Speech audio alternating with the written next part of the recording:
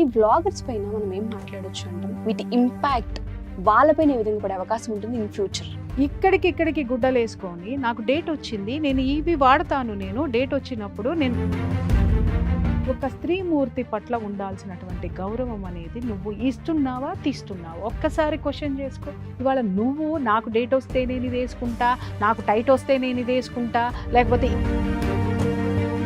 Generation మారింది, చాలా update అయ్యాం అని కూడా మాట్లాడుతుంది. కరెక్టే. వాళ్ళ సంసారాన్ని చెట్టు కింద చేయమను, వాళ్ళ సంసారాన్ని ప్రకృతిలో ఓపెన్గా చేయమను, చెయ్యమను, మాట్లాడు.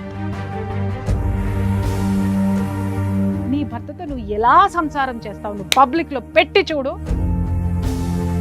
అంటిల్ అన్లెస్ కొన్ని చెప్పేటటువంటి ధోరణి ఏదైతే ఉందో దాన్ని నేను ఖండించే తీరుతానమ్మా. నమస్తే ప్రియా చౌదరి గారు. నమస్తే. బ్లాగర్స్ ఈ మధ్య కాలంలో ఏ యూట్యూబ్ మనం ఓపెన్ చేసినా ప్రతి ఒక్కళ్ళు ఇందులోనే ఉన్నారేమో అనిపించేలా ఉంది. చాలా నేర్చుకున్నాం అందులో నుంచి మనం కూడా. ఇంటీరియర్ కావచ్చు, లేదు అంటే డ్రెస్సింగ్ కావచ్చు, లేదంటే కొంత ఇన్ఫర్మేషన్ కావచ్చు, పిల్లలకి సంబంధించిన నాలెడ్జ్ కావచ్చు, గెయిన్ చేసే అవకాశం వచ్చిందని చెప్పుకోవచ్చు. బట్ ఒక 50% ఇది ఉంటే ఇంకొక 50% అబ్బా ఓపెన్ చేయగానే వస్తున్నాయి. బస్సులో ట్రావెల్ చేస్తుంటాం కొన్నిసార్లు, ఆటోలో ఉంటుంటాం కొన్నిసార్లు, పక్కన ఎవరో తెలియని వాళ్ళు ఉంటుంటారు, చూడ్డానికి ఆక్వర్డ్గా అనిపిస్తూ ఉంటుంది. ఈ వ్లాగర్స్ పైన మనం ఏం మాట్లాడొచ్చు అంటాం? వీటి ఇంపాక్ట్ వాళ్ళపైన ఏ విధంగా పడే అవకాశం ఉంటుంది ఇన్ ఫ్యూచర్? మనం ఇలాంటివి మాట్లాడతామని వాళ్ళే ముందు మాట్లాడేశారు. మీరేమడుతున్నారో నాకు అర్థమైంది.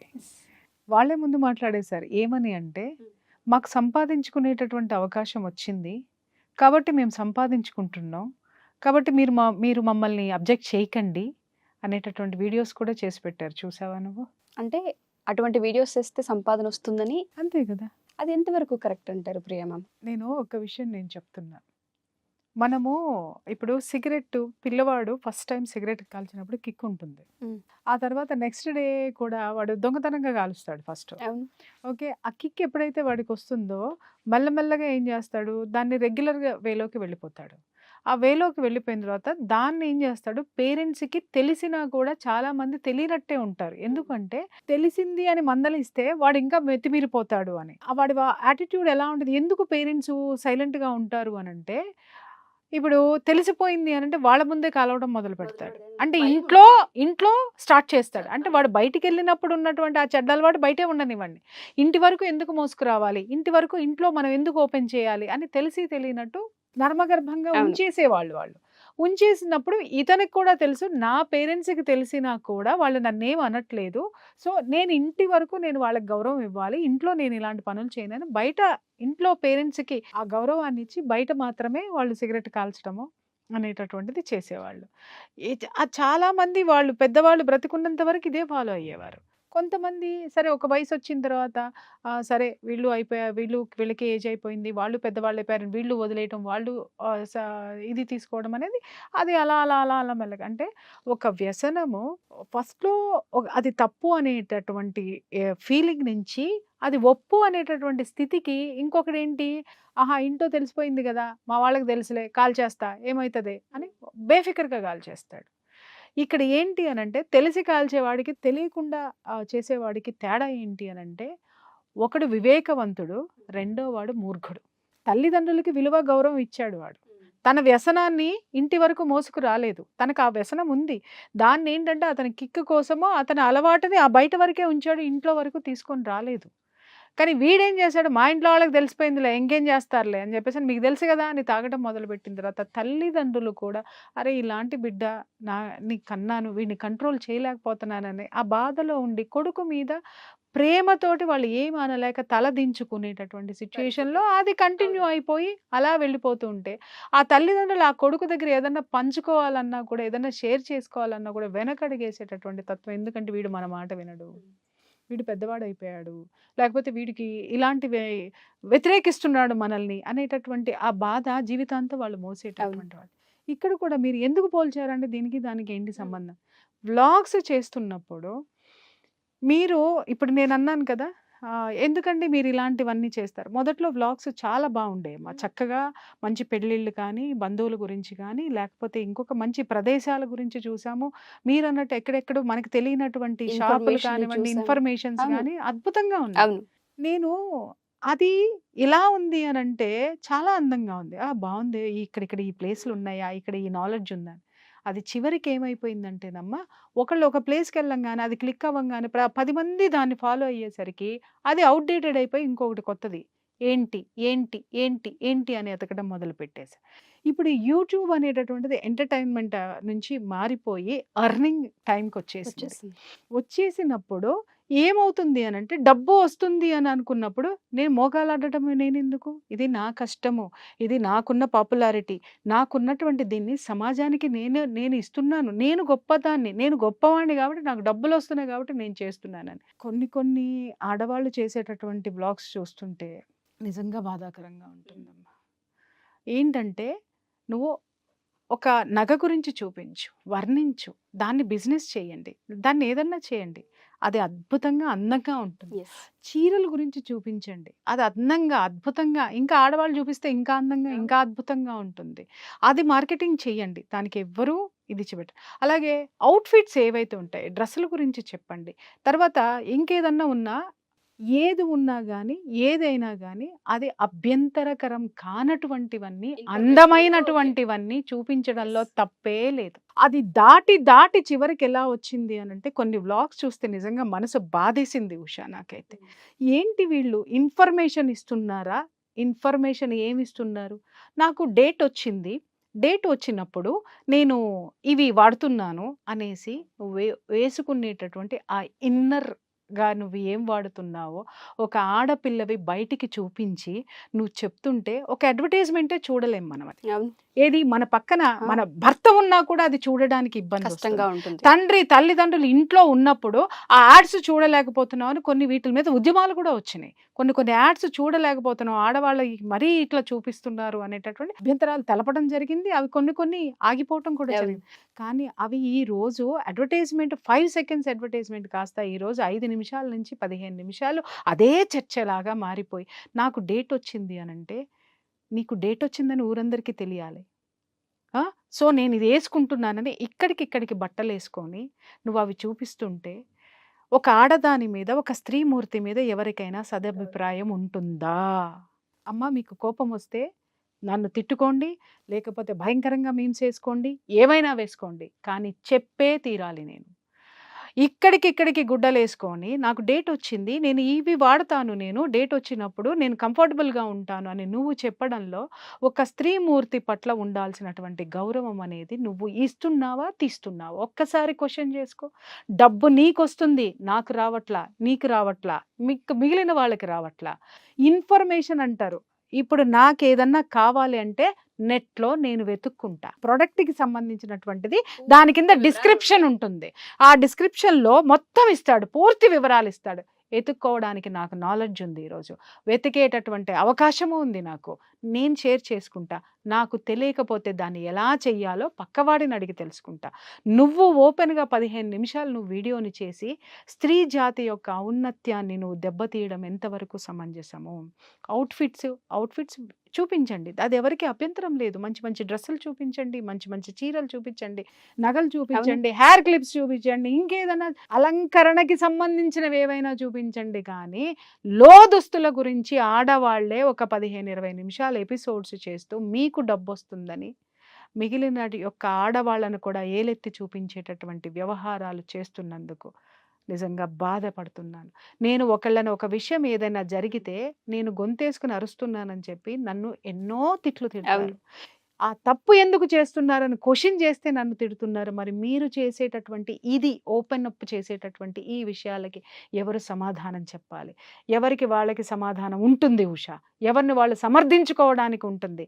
కానీ మీ సమర్థన అందరికీ సమర్థవంతమా కాదా? సమ్మతమా కాదా? అనేటటువంటిది వీళ్ళు కూడా ఆలోచించాల్సినటువంటి అవసరం ఉంటది. ఇన్నర్ ఫిట్స్ ఉంటాయి, టైట్స్ ఉంటాయి, ప్యాంటీలు ఉంటాయి, అవుంటాయి, ఇవుంటాయి అంటే నేను కొన్ని చూస్తున్నా. కొంతమంది అంటే నాకు చాలా అభిమానం. కొన్ని వాళ్ళ వీడియోస్ చూస్తే తెలుగుదనం ఉట్టిపడేటటువంటి వీడియోస్లో కూడా అలాంటి వాళ్ళ దాంట్లో కూడా ఇవి చొచ్చుకొని వచ్చేసాయి అని అంటే చేసే వాళ్ళని నేను తప్పు పట్టాలా, లేకపోతే వాళ్ళని ఎంకరేజ్ చేసే వ్యాపార సంస్థల్ని నేనేమనాలా అనేది నాకు అర్థం కావట్లేదు. ఇప్పుడు కావాలి అనుకుంటే నాకు కావాలంటే నేను ఎత్తుక్కుంటానమ్మా, ఇదే యూట్యూబ్లో ఇన్ఫర్మేషన్ ఉంటుంది నాకు, ఐ కెన్ గో.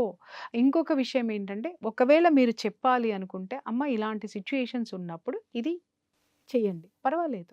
అసలు మీరెందుకు చెప్పాలి అంటున్నాను నేను. ఎందుకు చెప్పాలి? చెప్పడానికి వ్యాపార సంస్థలు ఉన్నాయి, అవి చెప్తాయి. ఇంకొకటి, ఇవాళ టీనేజ్ పిల్లలు మీరు చెబితే వేసుకోవాల్సినంత దీనస్థితిలో ఏమి లేరు. లేరు. వాళ్ళు 3 ఏళ్ల పిల్లకి ట్యాబ్ ఇచ్చినా కూడా ఎతికేసుకుంటుంది దానికి ఏ నాలెడ్జ్ కావాలనేది. ఇవాళ నువ్వు నాకు డేట్ వస్తే నేను ఇది వేసుకుంటా, నాకు టైట్ వస్తే నేను ఇది వేసుకుంటా, లేకపోతే ఇన్నర్గా ఇది వేసుకుంటే కంఫర్టబుల్గా ఉంటుందంటే, ఒక మాతృత్వంలో ఉన్న నువ్వు, ఒక అందమైన అద్భుతమైనటువంటి వీడియోస్ చేసేటటువంటి నువ్వు, ఒక్కసారి ఇలాంటివి ఇన్నర్ దుస్తుల గురించి నువ్వు ఓపెన్గా మాట్లాడడం అనేది ఎంతవరకు సమంజసము? ఎప్పుడైనా సరే గుప్పెట పట్టి ఉంటేనే ఆ రహస్యం యొక్క విలువ, దాని మీరు ఇన్ఫర్మేషన్ ఇవ్వడానికి ఏ రైట్స్ మీకున్నాయి. నువ్వు ఆడదానిగా రైట్ నీకుంటే, నేను ఆడదాన్ని, నాకు కొన్ని రైట్స్ ఉంటాయి అభ్యంతరాలు చెప్పడానికి, నాకు కూడా కొన్ని రైట్స్ ఉంటాయి. అది గమనించాల్సినటువంటి అవసరం ఉంది వ్యాపారాత్మక ధోరణిలో. ఏంటంటే ఇప్పుడు వాళ్ళు మాట్లాడేది కూడా ఏముంటుందంటే, జనరేషన్ మారింది, చాలా అప్డేట్ అయ్యాం అని కూడా మాట్లాడుతూ ఉన్నారు. కరెక్టే.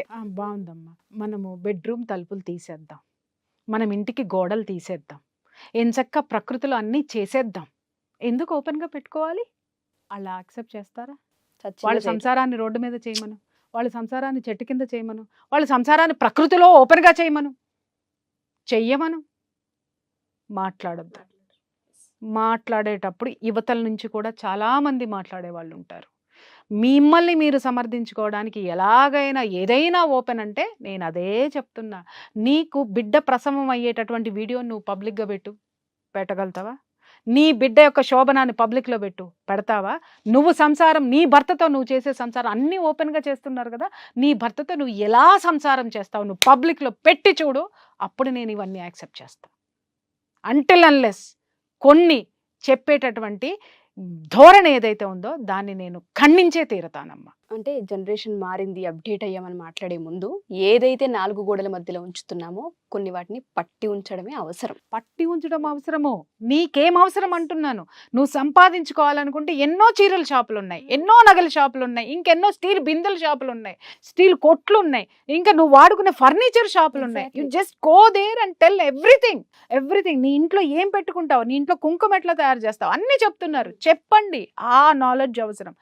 ఈ నాలెడ్జ్ ఎవడికి కావాలంటే వాడు తీసుకుంటాడు తప్ప, మీరు ఇలా బయటకు వచ్చి అన్ని ఓపెన్ చేస్తే ఒక మాతృత్వము యొక్క గొప్పతనము మూర్తిభవించినటువంటి ఒక స్త్రీమూర్తి యొక్క స్త్రీతత్వం అనేది బహిర్గతం అయిపోయి దానిలో ఉన్న సున్నితత్వం పటాపంచలైపోతుందమ్మా. ఇవాళ నాకు చాలా ఆఫర్స్ వస్తాయి, మేడం మీరు ఇది చెప్పండి, నేను లక్షలు సంపాదిస్తా కూర్చుంటే. ఇవాళ నేను చేస్తే నేను సున్నితంగా తిరస్కరిస్తా. కొన్నిట్లకి మాత్రం ఇంతవరకు బిజినెస్ జోలికి నేను పోలేదు, అస్సలు వెళ్ళలేదు. ఎన్ని అవకాశాలు నాకు వస్తాయి అని అంటే నేను ఎందుకు సున్నితంగా తిరస్కరిస్తానంటే, ఒకటి, నేను స్టార్ట్ చేస్తే అది నా కంట్రోల్లో ఉండాలి. నా కంట్రోల్లో ఉంటే డెఫినెట్గా నేను దాన్ని స్టార్ట్ చేయగలుగుతా. లేదు దీని తర్వాత ఇంకొకటి నా కంట్రోల్ తప్పిపోతే నా వ్యక్తిత్వం చచ్చిపోతుంది. గుర్తుపెట్టుకో. ఈరోజు ఈ యూట్యూబ్ ద్వారా డబ్బు సంపాదించేటటువంటి, ఈ వ్లాగ్స్ ద్వారా డబ్బులు వస్తాయి అనుకునేటటువంటి ప్రతి ఒక్కళ్ళకి నేను చెప్తున్నాను, మీకు డబ్బు వస్తుంది కానీ మీ అస్తిత్వం అనేది మాత్రం ఓపెన్ అప్ అయిపోతుంది. దాన్ని మీరు సంపాదించిన ఏ డబ్బుతోనూ కొనలేరు. దయచేసి నేను చెప్తున్నా, మీరు చేయొద్దు అని నేను చెప్పటం లేదు. ఎన్నో డైమండ్స్ కింద ఉన్నటువంటి దగ్గర నుంచి మొదలు పెడితే డైమండ్స్ వరకు మీకు చూపించొచ్చు. అంతేగాని అది అలంకరణకి సంబంధించింది చూపించండి తప్పితే, మనిషి యొక్క ఏది అయితే గుప్తంగా ఉంచాలో, ఏదైతే గుమ్మనంగా ఉంచాలో వాటిని మీరు చెప్పాల్సిన అవసరం లేదు. మీరు నిజంగా వాటిని ఇన్ఫర్మేషన్ ఉంటే, మీరు బయటికి వెళ్ళినప్పుడు కొన్ని వందల మంది మిమ్మల్ని చుట్టుముడతారు, ఆడపిల్లలు చుట్టుముడతారు, ఎక్కడికెళ్ళా మిమ్మల్ని గుర్తిస్తారు. మనిషికి చెప్పండి, వ్యక్తిగతంగా చెప్పండి. మీరు నిజంగా దేశానికి సేవ చేసే వాళ్ళైతే సెషన్స్ అరేంజ్ చేసుకోండి. సెషన్స్ అరేంజ్ చేసి అవన్నీ 4 గోడల మధ్య చెప్పండి. నిజంగా మీకు అంతమంది ఉన్నారు కదా, అంతమంది free classes, free demo classes దానికి కూడా నేను ఇస్తున్నా. ఆ వ్యాపారం కూడా చేయండి. కానీ ఫ్రీ డెమో క్లాసెస్ పెట్టుకోండి, ఎందుకంటే మీకు స్పాన్సర్ చేసే వాళ్ళే అవన్నీ భరిస్తారు. ఎగ్జాక్ట్లీ మీరు పెట్టుకొని ఆ స్పాన్సర్షిప్ పెట్టుకొని మీ అభిమానులందరినీ పిలిచి 4 గోడల మధ్య ఎక్స్ప్లెయిన్ చేయండి. కానీ ఒక వీడియో చేయాల్సిన అవసరం ఏముంది మీకు చెప్పండి? ఎక్కడికి పోతున్నాం మనం? ఏ అభివృద్ధిలోకి పోతున్నాం మనం? దీన్ని అభివృద్ధి అనరమ్మా, జుగుప్సాకరం అంటారు, అభ్యంతరకరం అంటారు, అభివృద్ధి అనరు దీన్ని.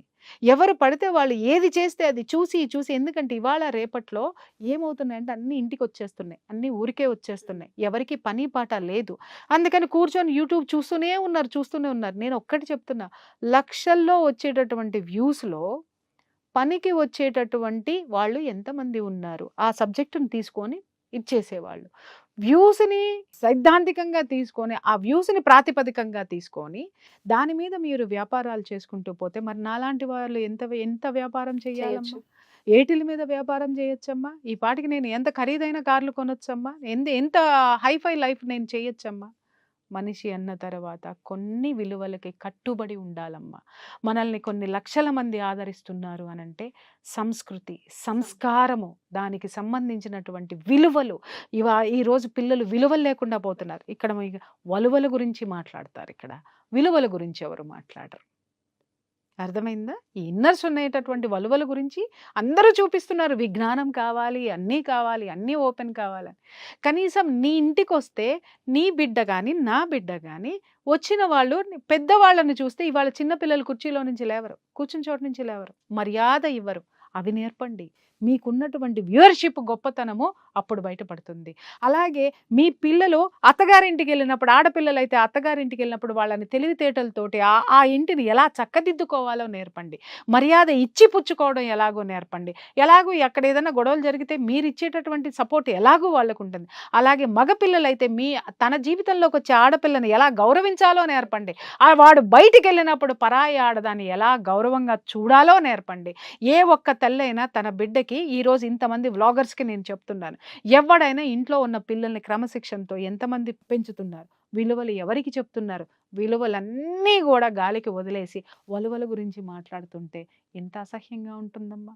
దయచేసి ఇలాంటివి మిమ్మల్ని మీరు సమర్థించుకుంటానికి మీరు చేస్తున్నారేమో, కానీ వాస్తవానికి అమ్మా కొంతమంది గురించి చెప్తున్నాను, మీరు దయచేసి ఆపేయండి. ఈ వయసులో లేదా ఈ ఏజ్లో లేదా యంగ్ ఏజ్లో మీకు సంపాదించుకునేటటువంటి అవకాశాలు వస్తున్నాయంటే వ్యాపారస్తుడు ఎప్పుడు వ్యాపారాత్మక ధోరణితోటే ఆలోచిస్తాడు. కానీ మీ సంసారంలో మీకు కొన్ని విలువలు ఉన్నాయి, ఈ సమాజంలో మీకు కొన్ని బాధ్యతలు ఉన్నాయి. ఆ బాధ్యతల్ని మాత్రం మర్చిపోవద్దనే చెప్తున్నాను. సుమన్ టీవీలో మీ పర్సనల్ అండ్ బిజినెస్ ప్రమోషన్స్ కోసం కింది నెంబర్కి కాంటాక్ట్ చేయండి.